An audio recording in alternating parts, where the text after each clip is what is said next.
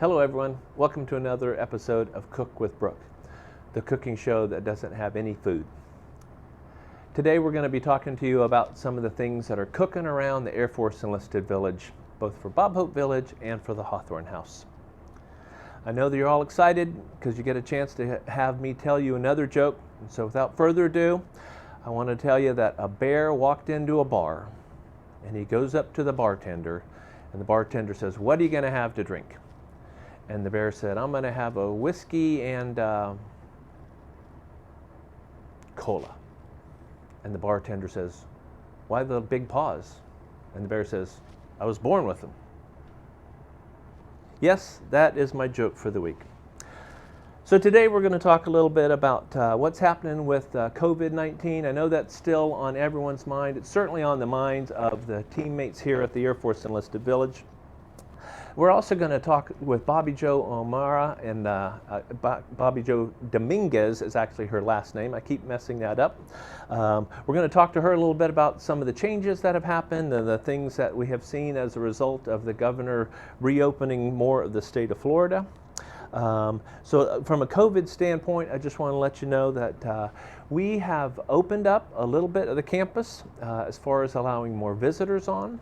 We do have more of the responsibility for the residents to pre-announce their visitors that are coming on. So we're relaxing that a little bit. We're not completely locked down like we have been before, but we are asking the residents to help us to make sure that only the right people are coming onto the campus. As of just a little bit ago, before I came over here, I looked at the COVID webpage. There's 294 cases in Okaloosa County, which is a relatively small number, I know. Wonderful that people in this area are taking it so seriously and continuing to take it serious. Because even though it may seem like the threat or the risk has diminished, we still see that it's out there in the community, and every day there's still new cases that are being reported. So we continue to look for ways to help our residents. We've gone through one round of testing already. We're working with the health department to ask them to come out and do another round of testing, both for the residents and the staff members, so that we can get a better idea of those individuals that may test positive. And then if they do test positive, of course, that allows us to take the precautions that we need to take to be able to isolate them and to make sure that there's not any spread of the COVID virus. So again, we're following the governor's orders on this. We're staying smart, we're staying careful, we're staying healthy, and that's what we want you to do. So please help us do that. Before we get started today, we're going to roll over to our friends at Knife's Edge, and they're going to give us a rundown of exactly what is on the menu for next week at Knife's Edge. Hi, this is Carrie from Knife's Edge Cafe, presenting the menu for the week of Monday, June 15th. We have chicken fried steak, mashed potatoes and vegetable with a Reuben chowder on Monday. On Tuesday, we have mahi tacos and French fries. And our soup on Tuesdays, always French onion. On Wednesday, we have red beans and rice with sausage, and our soup is cream of broccoli. On Thursday, we're serving beef stroganoff with a side salad, and our soup is black bean. And on Friday, our hot entree special is fish and chips with hush puppies, and our soup is a bean and ham. We're open Monday through Friday, 11 to 1, offering free on-campus delivery, and look forward to seeing you in the cafe. Welcome to all the Village 6 residents. We're enjoying seeing you come down to meet us the days that you've come in for lunch. Thank you so much. Take care. Hey everybody, welcome back. Well, I have someone that's with me today that is no stranger to Bob Hope Village, Bobbi Jo O'Mara, and actually Bobbi Jo Dominguez now. Right, yes. She got married, so she has a new last name, and some of us are having difficulty making that transition over on the name, but she's with us today, and she's going to talk a little bit about Bob Hope Village, AFEV campus at large, and in particular we're going to talk a little bit about what has changed with some of the reopening that we have already discussed in the previous segment. So Bobbi Jo, just let's kind of start from the outside and work our way in. So you're driving up to the gate, it's early morning, and what's new at the gate? What's new with New security? at the gate? Well, not the faces that you'll see, so that's good. But if you are a guest and you're driving up to the gate, you will expect to be asked a few questions on top of the old questions. And that would be, are you registered is the biggest thing. So what we're asking is for our guests to be registered. The resident can register you, or you could register yourself. So we do have a link that we are putting out. We're using an old signup.com, but we're transitioning into like a Google document that will be a lot easier for them to do. It'll be easier for the residents, it'll be easier for the visitors. You will still be asked the screening questions as normal. And you have to be able to pass those. And if you're uncertain of those questions or want to make sure, when you go on to register, they're all there for you. So it's quick, easy access. You can make sure, and it's something you can discuss with whoever's sponsoring you onto the campus. Okay, that's great. So that's the Sunset Gate. Now the Holly Street Gate still has all the orange up and it's all blocked off. What's the plan for the Holly Gate? So the plan for the Holly Gate is to install a automatic arm. So what you'll need to get onto the campus there will be to be a resident, of course, or a staff member.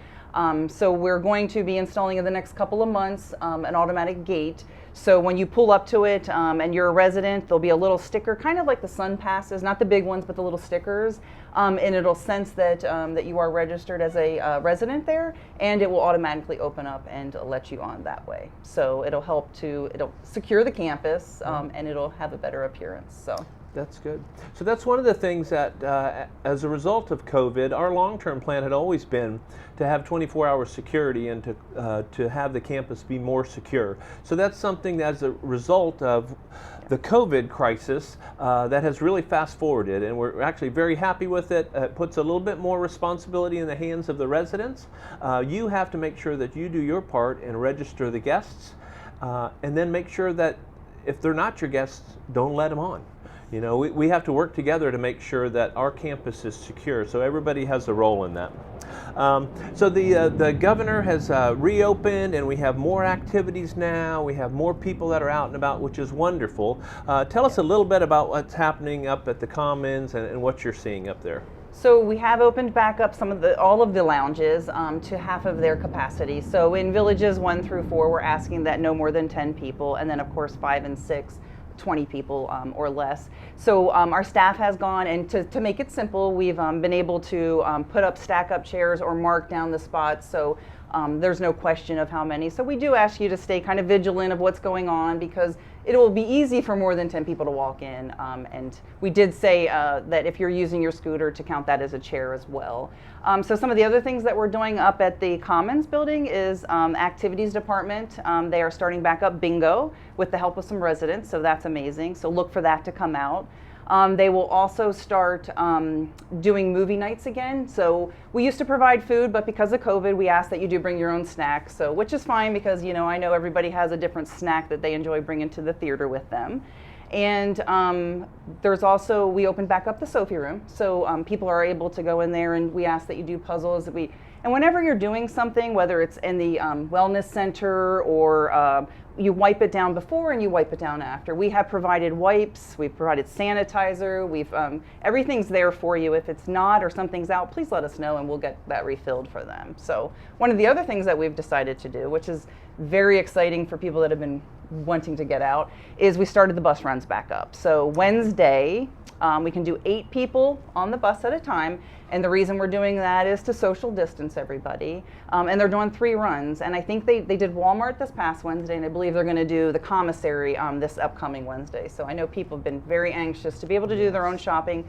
We love the volunteers doing it for us, amazing.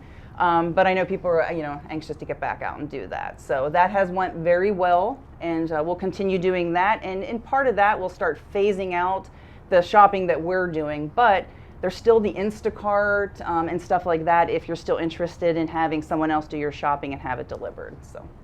Well, that was a fantastic service that you and your team provided to the residents that allowed them to stay on campus, to not unnecessarily be exposed in the broad community. And I think Ashley on one of these previous episodes had said there was over $20,000 worth of groceries bought in 1 month. So that was amazing. Phenomenal. For you to coordinate that and to include the wonderful volunteers from Hurlburt Field. So quick note on that, which is kind of funny. When she went on Wednesday, so we've already seen she still went out Wednesday, even though we didn't shop, but she went just to make sure, and sure enough, 8 of those volunteers showed up still. So they just love what they're doing. So, shout out to them one more time. So thank you. Yeah. And it's really special. You just don't see that type of thing in other areas of our society. You can really see the bond over the generations of airmen, whether it's an airman that's just got to Hurlburt Field in the last couple months, or it's somebody that's been retired for many, many years. That once you're an airman, you're always an airman. So it's very special. Well, Bobbi Jo, any final comments, anything we didn't get a chance to talk to? I know there's a lot going on. Maybe like church. How about I was church? just thinking, I was praying, what can I say? Well, and it came to me. So we are opening back up the chapel. I know that's a huge blessing to many people, including Father Cholito and Chaplain Beth. I know that they're all very excited to get back in there. They've very much been enjoying being able to do the videos and putting those out, because that's kept people close here in our community. Mm-hmm. So chapel will open back up. So Saturday night will be mass. We're working on also spacing out and marking the chapel, so we can make sure that people are social distancing. And obviously, if you're a couple, that's fine. And then chapel or Protestant will be the next morning, and I believe at 10 a.m. they're doing A through M, so it's going by last name. And then at 11 o'clock, it's going to be N through Z. But I might have missed an alphabet in there somewhere, but just double check the flyer that goes out so you make sure that you don't miss your service. And so we've also made some provisions. We got the wafers that are individually wrapped, Mm-hmm. and then for the for the offering, we're getting envelopes, so that way people can do it safely and put it in, so we're not passing things around. So Right. And I remember is the Book of Common Prayer and the hymnals, are they going to be there? So I understand that when our staff went over to move those so they are not there, there was approximately 700. We got some muscle building while moving those. So those all have been moved out from the pews. And I think this morning, actually, Teresa was printing out the bulletins, or the chapel bulletins, and she Silva and whoever else does the songs and stuff for chapel. We've printed those out on individual pieces of paper, so you can recycle them when you're done. So. Yeah, that's good. And of course, that's precaution. That's just making sure that you're not touching things that you shouldn't be. So it sounds like a very prudent measure, and what a wonderful thing it'll be to be able to celebrate and to worship together again, but of course with the right distancing and within the guidelines of the gathering size. So very exciting. It's been a big week of changes, and of course there's been certain things that have gone really, really smooth, and most of the residents haven't noticed them. Some things have probably not gone as smooth and have probably been the highlights. So we are very, very grateful to you and your team and the work that you do taking care of our fantastic residents. So thank you for joining us again. We're now going to go in and we're going to highlight some of the people that have birthdays in the month of June. So we'll be right back.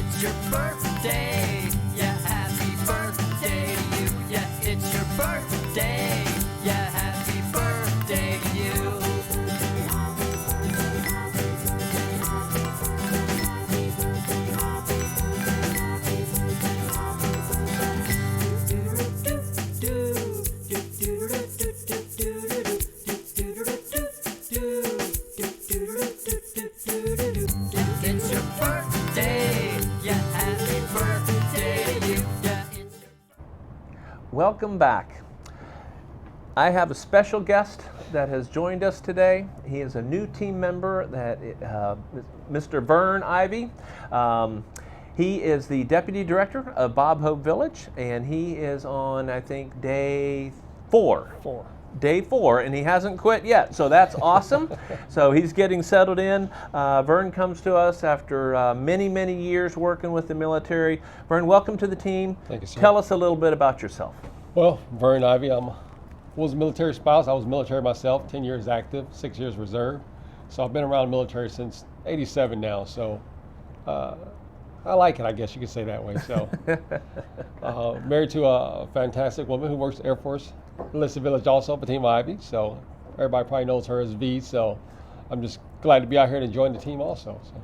That's great. And V was on the last segment of this, so we now have the Ivies 2 weeks in a row. They may be trying to take over the show. We'll have to watch out for that. So Vern, 4 days here, you're getting settled in. What are your first impressions about the campus? And obviously you've been around the organization a little bit already, but it's kind of different when you put the name tag on, isn't it? It is quite different. You see residents who come out here and do events and all that stuff, but it's different when you see them every day and they know you, they come with their questions and problems, and you have to try to resolve them then. Before, it's just been an outsider like, hey, how you doing? But now it's not. I have to be that person to put out fires if there's a fire now. So. Right.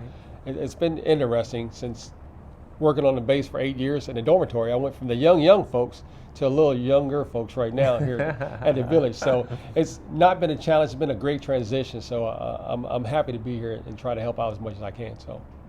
Well, I think you're going to have some amazing opportunities. It's very, very rare that there's not a day where something unusual and exciting doesn't happen, whether it's taking care of a resident that needs some type of assistance or helping a contractor out. There never seems to be a slow day around here. So we look forward to working with you and spending more time and getting to know you a little bit more.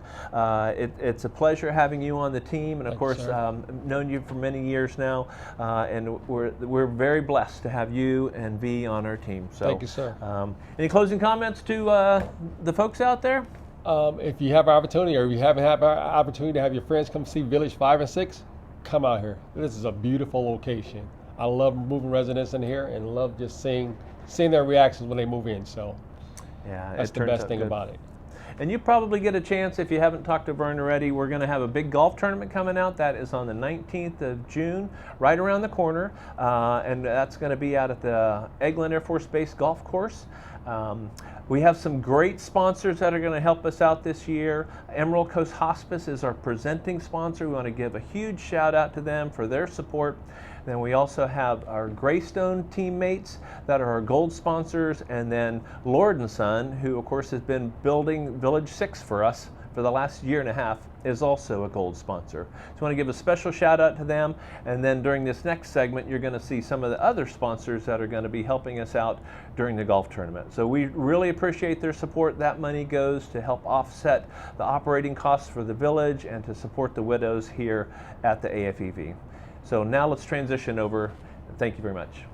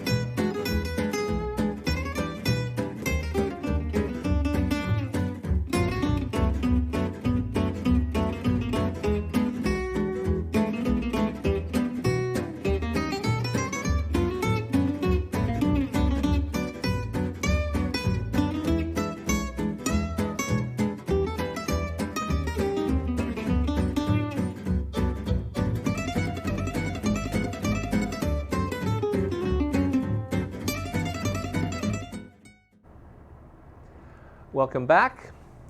We introduced a new element to the show last week with a trivia question. And so the trivia question was, the popularity of iced tea increased after one of the World's Fairs. And so the question was, what World's Fair was it that the iced tea drink was introduced?